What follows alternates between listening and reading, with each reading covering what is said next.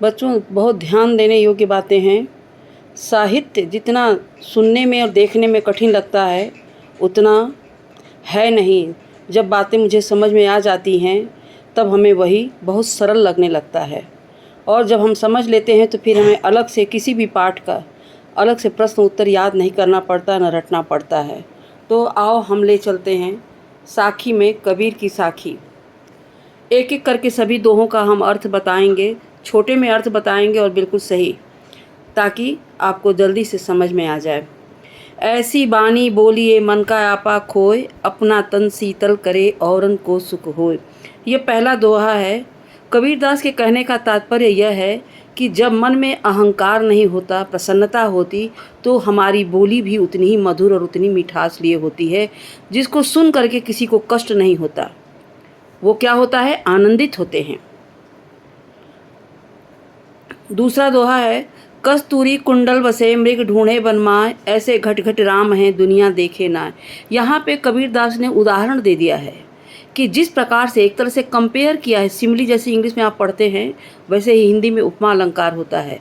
पूरा कंपेयर किया है कि कस्तूरी, हिरन की नाभि में जो कस्तूरी होता उसको पता नहीं होता, उसकी महक को पाने के लिए वो जंगल जंगल ढूंढता है। वो अज्ञान है, उसको पता नहीं कि मेरे नाभि में अंदर ही एक कस्तूरी है जिसको हम इतना तलाश रहे हैं। ठीक उसी प्रकार से मनुष्य भी अपने अज्ञानता के वशीभूत होकर के ईश्वर को वो मंदिर मस्जिद अन्यत्र स्थानों पर ढूंढता है, जबकि उसके अंदर ही परमात्मा है। परमात्मा अंदर है, इसको ढूंढने के लिए कहीं और जाने की ज़रूरत नहीं है। साफ शब्दों में कह दिया है, ऐसे घट घट राम है दुनिया देखे नहीं। हर प्राणियों में, हर सांस लेने वाले जीवधारियों के शरीर में परमात्मा समाया हुआ है, लेकिन वो दिखाई नहीं देता है। अब तीसरा दोहा है, जब मैं था तब हरि नहीं, अब हरि है मैं नाय, सब अंधियारा मिट गया जब दीपक देखा माय। कितना साफ समझाया है कि जब मैं था तब हरि नहीं, मेरे अंदर जब अहंकार था, मैं सांसारिकता में पूरी तरह से लिप्त था, अभिमान में चूर था, तब मुझे हरि नहीं, ईश्वर की प्राप्ति नहीं हुई। अब हरि है मैं ना, आज मुझे ज्ञान हो गया, मुझे ईश्वर की प्राप्ति हो गई, ईश्वर के बारे में ज्ञान हो गया और अहंकार हमसे बहुत दूर चला गया है। सब अंधियारा मिट गया जब दीपक देखा मैं आए। अज्ञान रूपी अंधकार सब बहुत दूर चला गया। जैसे ही ज्ञान का प्रकाश, जैसे ही ज्ञान रूपी दीपक को देखा, अंधकार, अज्ञानता का जो अंधकार था वो बहुत दूर चला गया। अब क्योंकि मुझे अब ज्ञान हो गया, ईश्वर के बारे में मुझे जानकारी हो गई, यानी मेरे अंदर से जो अज्ञानता रूपी अंधकार था, जो अहंकार था, जो गर्व था, वो सब समाप्त हो गया सांसारिकता का। अब मैंने ईश्वर के बारे में जान लिया है, क्योंकि मुझे ज्ञान का प्रकाश मिल गया है। चौथा दोहा, सुखिया सब संसार है खाए और सोए। कबीरदास जी ने सांसारिक लोगों के बारे में बताया है कि संसार में वो बहुत अपने को सुखी मानते हैं, खाना खा लिया और सो लिया, इसी को वो अपना कर्तव्य समझते हैं। दुखिया दास कबीर है जागे और रोवे। लेकिन कबीरदास जी उन लोगों को देख के दुखी हैं। वो रोते हैं, पूरी पूरी रात जागरण करते हैं कि जीवन को यूं ही व्यर्थ में बिता देना, ईश्वर से साक्षात्कार न होना, ईश्वर की प्राप्ति न होना, ईश्वर के बारे में कोई ज्ञान नहीं, सिर्फ मनुष्य जन्म पाया तो खाया और सोया। लेकिन कबीरदास जी उसमें संतुष्ट नहीं है।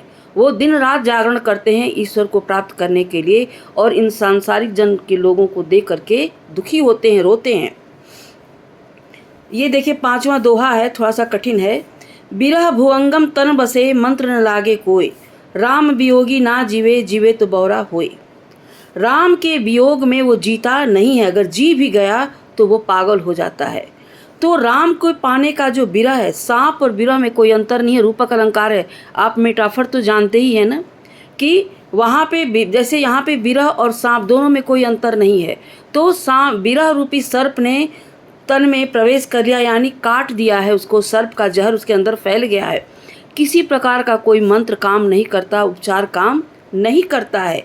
राम वियोगी, और राम के विरह में वो लगता नहीं कि जी पाएगा, अगर जी भी गया तो वो पागलों जैसी उसकी स्थिति हो जाएगी, क्योंकि उनको पाने के लिए वो बहुत ज़्यादा परेशान है, विरह में जल रहा है। निंदक नेड़ा राखिए आंगन कुटी बंधाए, बिन सावण पानी बिना निर्मल करे सुभाए। छठा दोहा है, जो हमारी निंदा करता है, जो हमारी आलोचना करता है, वो मेरा सबसे अच्छा मित्र है, क्योंकि आपके स्वभाव को बिना साबुन के, बिना पानी को स्वच्छ कर देगा। उसको अपने आंगन में, अपने पास में, अपने घर में रखना चाहिए, क्योंकि वो आपको सुधरने का पूरा मौका देता है, पूरा प्रयास करता है। इसलिए निंदा करने वाले को कभी हे दृष्टि से, घृणा की दृष्टि से न देखे, उसको अपने पास रखे, क्योंकि वो मेरा सबसे बड़ा मित्र है।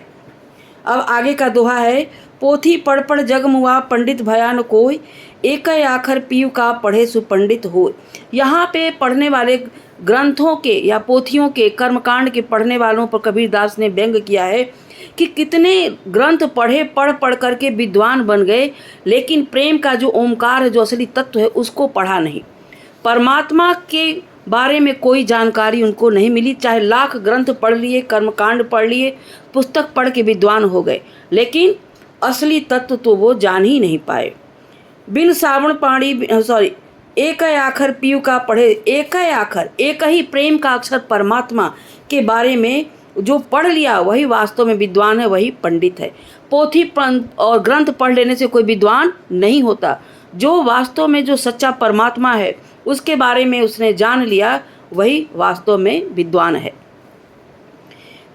हम घर जालियां आपना लिया मुराठा हाथ, अब घर जाना राम ताश का जे चले हमारे साथ। आखिरी दोहा है, कबीरदास जी कहते हैं, हम घर, पहले सबसे मैंने अपने घर को जला दिया है, लिया मुराठा, ज्ञान रूपी मसाल के द्वारा अपने घर को जलाया। मेरे घर के अंदर जितनी बुराइयां थी, जितनी वासनाएं थी, सांसारिक जितने भी लोभ मोह माया जो भी था, उसको मैंने जलाकर खाक कर दिया।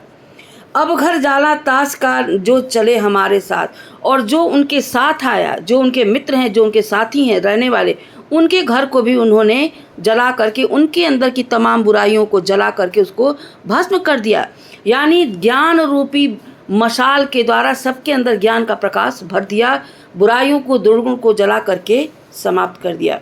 अब अगले उसमें बच्चों हम तुमको इसका प्रश्न उत्तर समझाएंगे, तब तक के लिए हमें विश्राम देते।